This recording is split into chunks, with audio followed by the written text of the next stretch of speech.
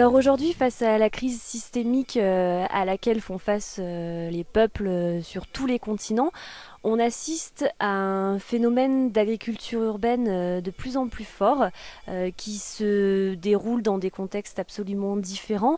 Et je prendrai à ce titre-là deux exemples qui me semblent extrêmement emblématiques.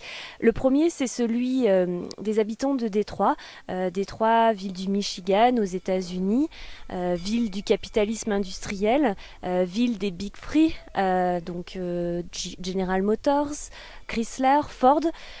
Une ville donc qui depuis 50 ans subit la désindustrialisation de plein fouet, une ville qui a été pensée par et pour l'industrie automobile et qui aujourd'hui est à la fois marquée par un désert à la fois alimentaire, un désert également de logement et puis une véritable ségrégation urbaine. Et dans ce contexte donc où on a à environ 350 km² de villes, dont 150 km² de friches, on assiste à une réappropriation de leur autonomie, une volonté de do it yourself par les habitants, qui passe en premier lieu donc par cette réappropriation de leur ville par la terre.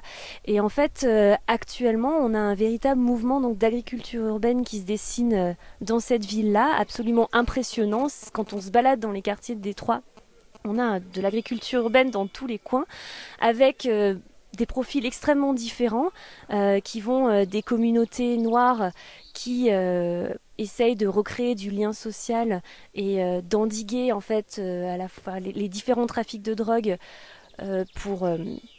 pour faire face à la montée du chômage et recréer du lien au sein des quartiers, jusqu'à des quartiers beaucoup moins frappés par la crise, mais qui ont effectivement envie de renouer avec une alimentation de qualité.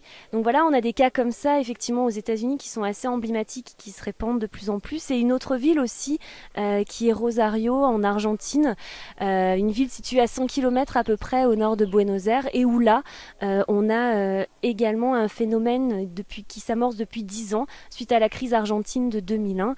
À Détroit, on avait une agriculture urbaine à l'initiative des habitants. Et là, dans le cas de Rosario, c'est vraiment une initiative à l'échelle du gouvernement fédéral, avec cette volonté justement de sortir les gens de la précarité et une agriculture urbaine qui recouvre tout le territoire de la ville.